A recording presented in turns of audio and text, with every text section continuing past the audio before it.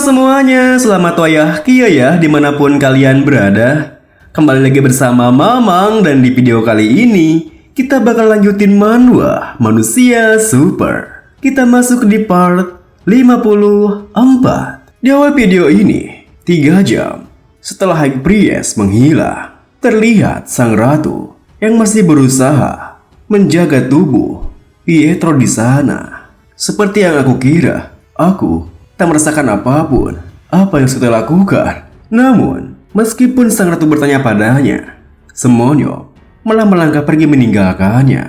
Saat itu, Sumon berkata, "Apa kamu sudah menyerah?" Sang ratu yang mulai merasa muram pun membalas, "Aku juga mulai berpikir untuk menyerah." Namun tiba-tiba saja, Semonyo kembali dengan membawa sebuah tas. Melihat hal itu, sang ratu pun bertanya, apa yang kamu lakukan?"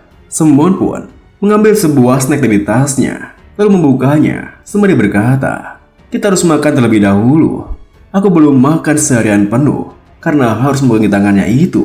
Sang ratu yang tak mengerti jalan pikirnya membalas, tapi High Priest sudah." Namun sebelum ia menyelesaikan kalimatnya, Semon yang tengah mengunyah makanannya berkata lirih, "Kukira aku bakal mati kelaparan." Sementara itu, di Spirit Realm, di mana sang Priest tengah dikekang oleh Chaos, Neng Priest berkata, "Apa kau tahu kalau kau terlahir dari monster yang kami ciptakan?" Chaos membalas, "Tentu saja aku tahu, tapi itu tidaklah penting. Kalian tidak mampu menangani ciptaan kalian sendiri, lalu kalian mengunci kami di sini dan melarikan diri. Apa kau mengerti? Siapa yang lebih dulu? Itu tidaklah penting. Kekuasaan adalah segalanya." Itulah kesimpulan yang aku capai di tempat ini. Mendengar hal itu, Neng Priest yang belum mengerti maksudnya menimpali kekuasaan sembari membawa jiwa Neng Priest ke Forsaken World tempatnya dikurung. Chaos menuturkan, "Iya, saksikanlah kerajaanku." Kini di Forsaken World, tempat di mana Chaos dikurung, terlihat begitu banyak monster yang langsung menatap ke arah mereka. Ada yang tengah saling memburu, bereproduksi, bertarung hingga bermalas-malasan. Di saat Neng Priest memperhatikan seluruh monsternya, Chaos menjelaskan, makhluk-makhluk itu selalu bertindak hanya berdasarkan insting, bertarung, makan, dan bereproduksi. Sayangnya, di antara mereka tidak ada yang memiliki kecerdasan sepertiku. Mereka hanya monster primitif yang terus bertumbuh besar dan kuat. Mereka tidak mengenali raja atau master mereka dan menunjukkan taring mereka. Hanya aku satu-satunya, bahkan setelah begitu lama. Setelah mengatakan itu, Chaos menunjukkan wujud aslinya hingga Neng Priest pun bisa melihat wajah Chaos yang sebenarnya. Saat itu, Neng Priest bisa merasakan aura yang begitu ganas dari wujud Chaos yang sesungguhnya. Lalu, Chaos menuturkan, "Dan pertemuanku denganmu telah membawaku selangkah lebih jauh. Sekarang, tempat ini sudah jadi membosankan. Itu pasti karena akulah sang terpilih." Di saat Chaos mengatakan itu, Neng Priest bisa merasa mungkin karena penampilannya berubah, pengekang di tubuhnya terasa lebih longgar hingga Neng Priest pun berusaha untuk melepaskannya. Di saat Neng Priest berusaha melepas negangannya, Chaos melewatinya sembari bertanya, "Kau bilang inilah kesepian, bukan?" Alih-alih menjawab, Neng Priest sempat terkejut lalu berpikir, "Aku tidak ketahuan, padahal dia baru saja melewatiku. Aku tak bisa menanganinya sendirian. Makhluk ini, kekuatannya sangat luar biasa. Aku harus kabur." Sembari menatap ke arah Neng Priest, Chaos menekankan, "Aku telah sampai sejauh ini sendirian. Jika aku menyerapmu, entah sebanyak apa yang akan aku peroleh." Namun, setelah ia mengatakan itu, tiba-tiba saja Chaos dikejutkan ketika melihat Neng Priest yang bisa melepaskan dirinya dari tangan miliknya. Namun dengan santainya, Chaos berkata, "Apa kau pikir kau bisa kabur? Tidak, kau sudah berada dalam genggamanku." Di saat monsternya, para ular miliknya yang langsung mengunci pergerakan jiwa Neng Priest, Chaos menjelaskan, "Dan dengan memanfaatkanmu, aku akan menemukan gerbang untuk menuju permukaan bumi. Jadilah bagian dari diriku." Di sisi lain, 12 jam telah berlalu setelah High Priest menghilang. Kini, giliran Summon yang menjaga tubuh Pietro di sana. Namun, seonggok tubuh yang kehilangan jiwanya kini mulai hancur. Hal itu pun membuat sang ratu berkata, "Apakah ini benar-benar akhirnya? Jika tubuh untuknya kembali sampai menghilang, High Priest tidak akan bisa kembali lagi. Semuanya berhentilah." Namun Summon sendiri langsung menolaknya. Dia kembali fokus menggunakan auranya untuk menjaga tubuh Pietro. Kita kembali kepada Neng Priest yang tengah berusaha melepaskan diri dari monster ular yang tengah mengekang dirinya.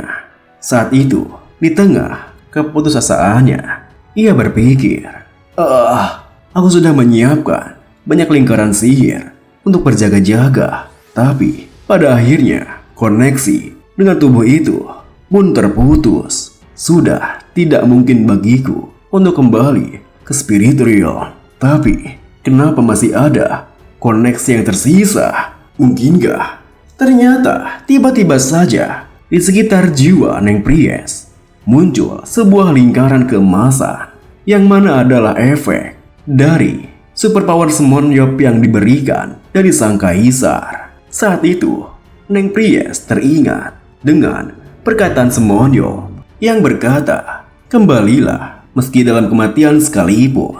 Hal itu membuat jiwa Neng Priest kembali berkobar untuk kembali ke tubuh Pietro.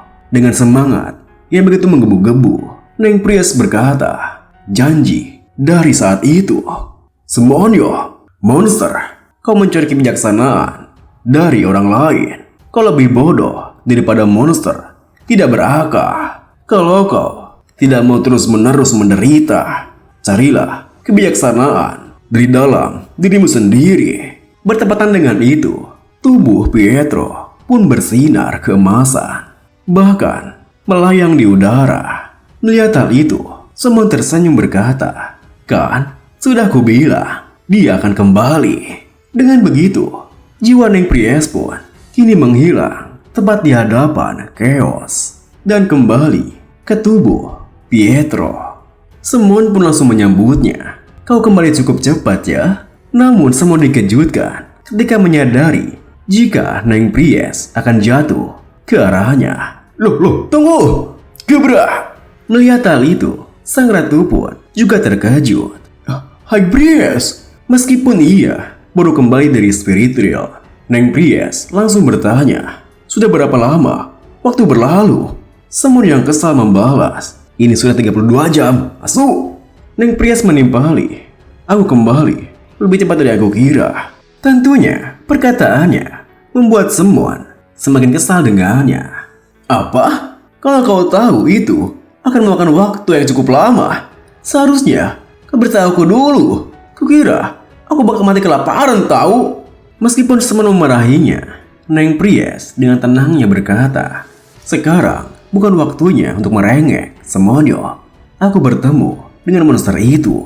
Sejak pertemuannya dengan kaisar, kecerdasannya sudah berkembang pesat dan dia berusaha menyerapku untuk mendapat pengetahuan yang lainnya. Kalau sampai makhluk itu datang ke sini, ia akan melahap semua kehidupan yang memiliki akal. Jadi Semonyob, kau harus pergi ke suatu tempat bersamaku." Mendengar hal itu, Summon dan juga sang ratu pun langsung terkejut. "Apa? Kemana? Kau kan baru saja tiba di sini."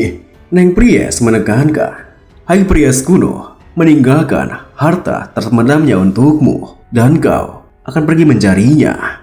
Beberapa saat kemudian, Summon dan juga Neng Priest telah tiba di sebuah ruang. Semua yang merasa bingung pun bertanya, "Wah, tempat apa ini?" Neng Prias menjelaskan, ini ruang yang dilindungi oleh penghalang yang sangat kuat. Hanya mereka yang diberi izin oleh High Priest kuno yang bisa memasuki penghalang ini. Mendengar hal itu, Semon pun kembali bertanya, "Tidak, kalau penghalang seperti ini memang bisa dibuat, lalu kenapa mereka tidak menggunakannya di sarang mereka saja?" Neng Priest menimpali, itu terlalu besar untuk diberikan penghalang sekuat ini. Akan butuh magic core tingkat suaka untuk membuatnya. Dan mereka pada dasarnya adalah superior priest. Mereka tidak tahu cara membuat atau membuka sesuatu seperti ini. Semon pun berkata, "Dan kau?" Dengan penuh kebanggaan, Neng Priest membalas, "Aku dikatakan sebagai yang terkuat di antara High Priest lainnya sepanjang sejarah. Kalau aku punya waktu dan aura yang cukup, aku bisa membukanya." Melihat sikapnya, Semon pun sempat berpikir, apa-apaan? Sikapnya nyebelin banget.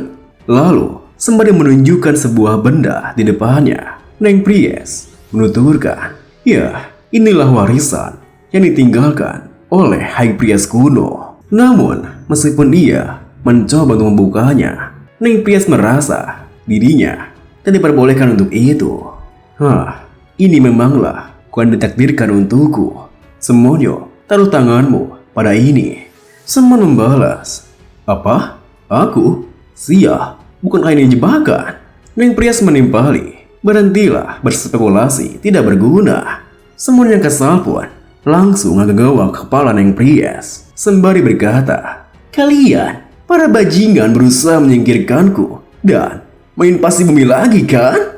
Neng Priest beralasan, "Dasar bodoh, kau selalu saja berburuk sangka pada orang lain." Mendengar hal itu, Semon pun langsung melepaskan kegewakannya. "Apa?" Neng Priest menjelaskan, "Bodoh, jika aku menyingkirkanmu sekarang, meskipun aku ingin mengambil alih bumi, aku tidak akan bisa menghentikan chaos. Jadi pada akhirnya, dunia akan hancur."